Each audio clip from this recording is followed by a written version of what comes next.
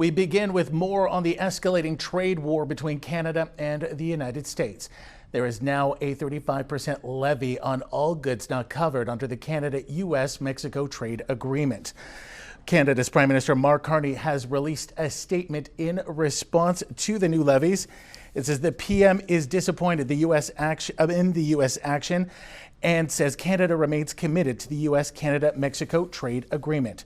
The statement also points out that while the U.S. is justifying the tariffs on the basis of the cross-border flow of fentanyl, Canada accounts for only 1% of U.S. fentanyl imports and has been working intensively to further reduce those volumes. The impact of tariffs has already been felt in Sault Ste. Marie, where steel tariffs have now doubled, but not everyone is upset. A deal was not reached. CTV's Cory Nordstrom explains.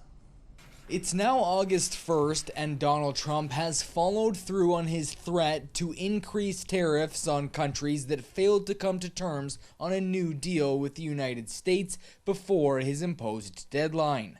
While officials in Sault Ste. Marie aren't happy with the new 35% tariffs, the lack of agreement isn't viewed as all bad. Yeah, I think the only thing worse than not having a deal would be having a bad deal. To be honest with you, even if a deal was signed last night or today, who's to say what we wake up to next week? The Sault's mayor notes that coming to a deal with the United States as quick as possible is imperative, but it can't come at the cost of selling the farm, and Algoma Steel's interests are top of mind. We need a deal that's going to, for Sault Ste. Marie's perspective, we need a deal that's going to reduce the tariffs on steel and aluminum, hopefully to zero.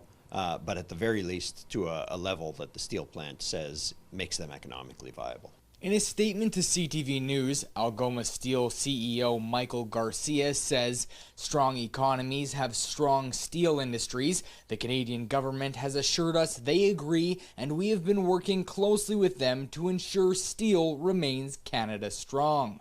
With second quarter losses at the steel plant north of $100 million, worry is high in the Soo, and an additional 10% increase of U.S. tariffs only furthers the spending constraints in the border city. It brings more uncertainty, it crushes consumer confidence, and just puts a lot more anxiety into the economy as a whole. With that being said, people withhold spending, especially discretionary spending. There's more nervousness around businesses, whether they're looking to expand or get loans or whatever you may looking to do as a business owner. Shoemaker notes that the need for federal support isn't just about the steel plant's bottom line, but keeping a community that is finally seeing large-scale growth from turning back into a place with a declining population. Cory Nordstrom, CTV News, Sault Ste. Marie.